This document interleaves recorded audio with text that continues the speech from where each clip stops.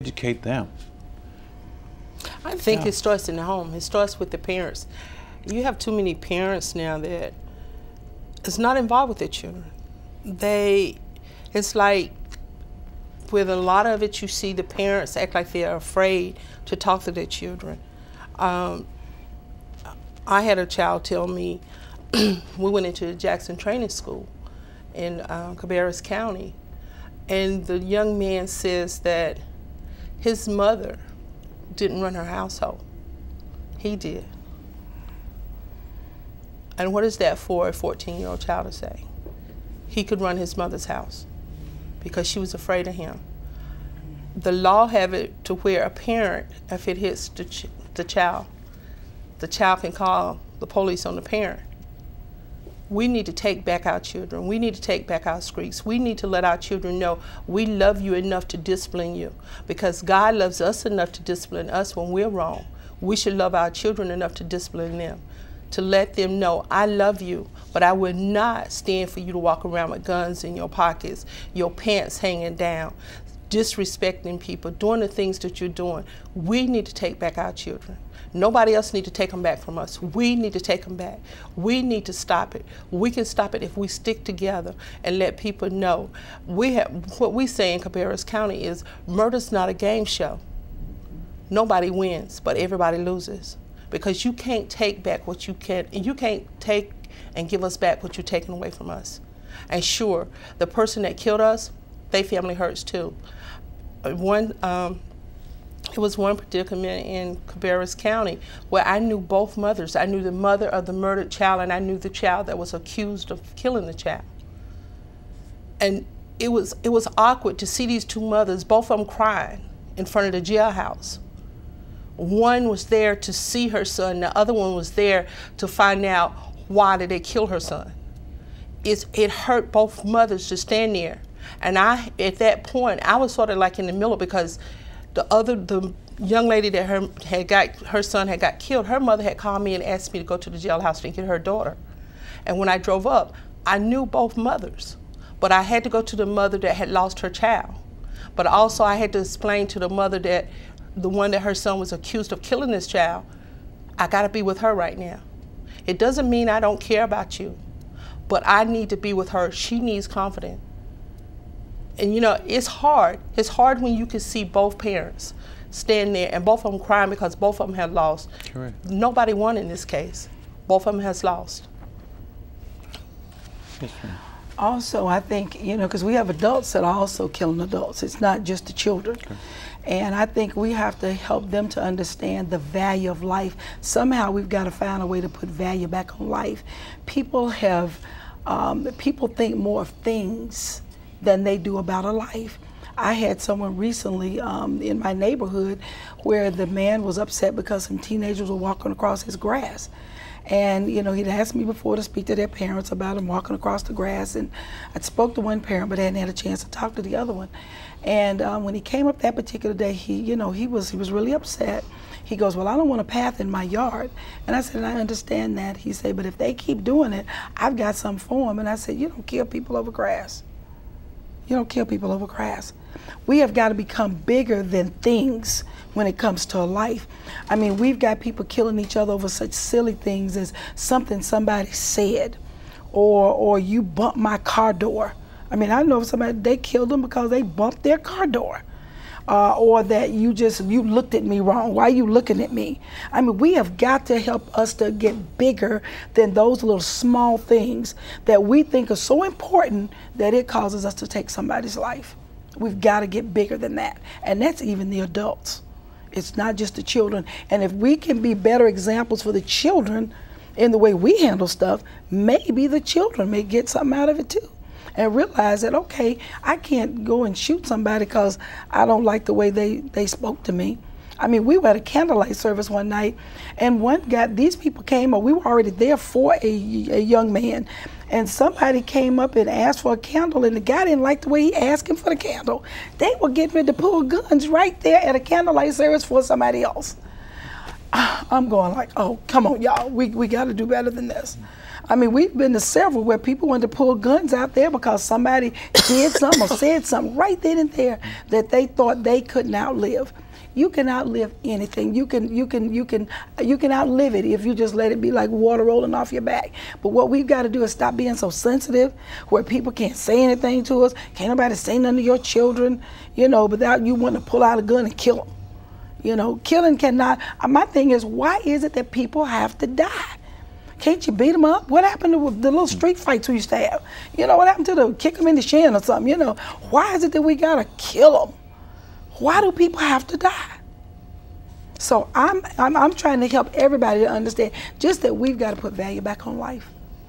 How big a picture does peer pressure, self-esteem play in this picture? Come on, Sal. Because a lot of the teenagers my basic thing, I have dealt with a lot more teenagers. Teenagers now feel like this is the way I can get into a crowd. They won't accept me if I don't do this. Or he talked or she talked to my girlfriend. We went to a memorial service, a candlelight service for a young lady. Her best friend killed her, cut her throat, all over a boy. A disagreement about a boy. A boy said something wrong to her.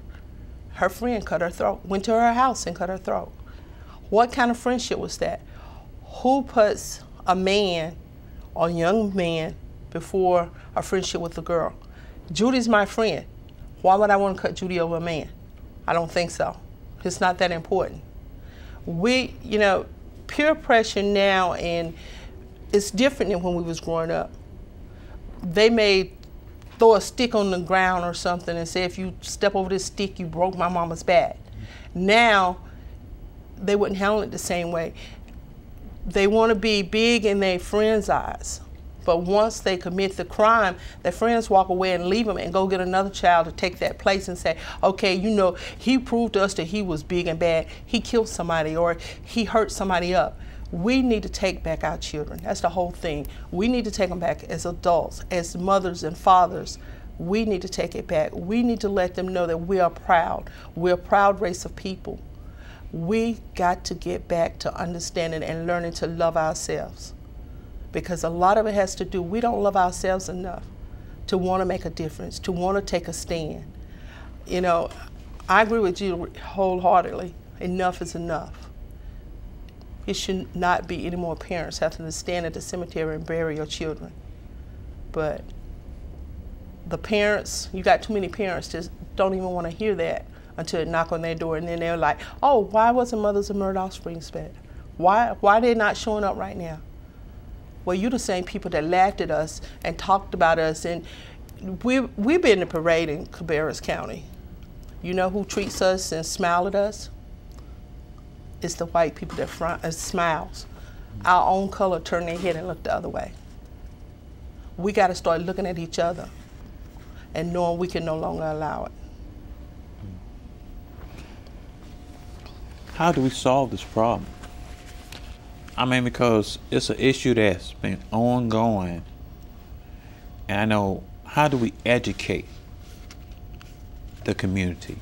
How do we let them know that this needs to stop? Where does it really begin? Where do we start? I think that, you know, we've got to do something to heighten awareness. As I said earlier, we didn't have too many, I didn't know how bad the numbers were. But now that I know how bad the numbers are, then I know that, hey, we've got to do more than what we've been doing. And we've got to get our church community involved. Just think, if we've got more churches in this city than we've got anything. Probably about as many, well, maybe not as many restaurants, but we've got a lot of churches. If we could get our churches more involved, that every time a homicide happens anywhere within within the vicinity of their church, if they got out and do just what we're doing now, which is rallying and protesting and saying, we're not going to stand for this anymore. anymore. We are tired of this. And then reach out to help those people they see in trouble. Because there are people in trouble and they know they're in trouble. We got to get out of the seats in the church and get in the streets, which is where the real work is, which is where the people, which is where the work is needed, to let people know they are loved and we care about them. People act out because many of them feel so hopeless and that they don't have a future and that they don't have a life. So they can take a life very easily because they don't feel like theirs is worth much. We've got to do all we can. We have got to become our brother's keeper. And until we become our brother's keeper, we're probably going to see more of this. I am my brother's keeper. Sally, when you go to the courts, how do you see a sense of, how do you learn how to forgive? You have to learn to forgive, because if not, it's like a sore. It will fester. It grows on the inside of you. It's up to each individual, but you have to learn to forgive, because that's a process of your healing. If you don't forgive, it will eat away at you. It's like a bad sore that you could never get well. So that's a part of it. And when we go to the courts, we really don't say anything. We just sit there in support of the family. We've had the district attorney walk into the courtroom and see us and nod their head, and thankful that we're there to support that family, because lots of times the murderer has a whole cheering crowd.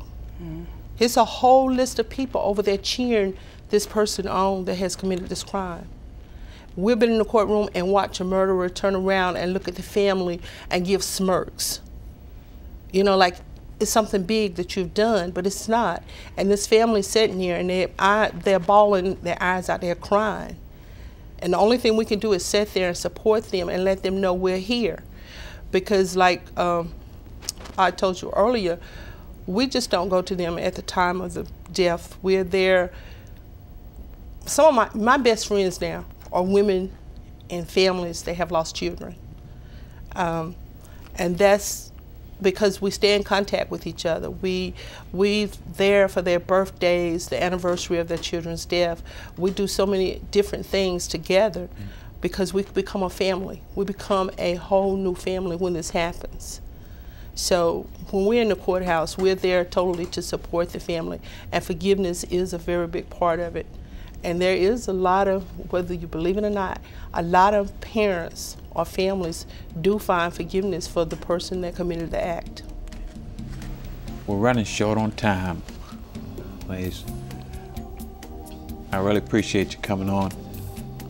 Anytime you want to come back, just let me know. I mean, because hopefully we can have a part 2 on this and talk more in detail about this issue. Thank you. Ladies and gentlemen, thank you for watching the show. Go to YouTube.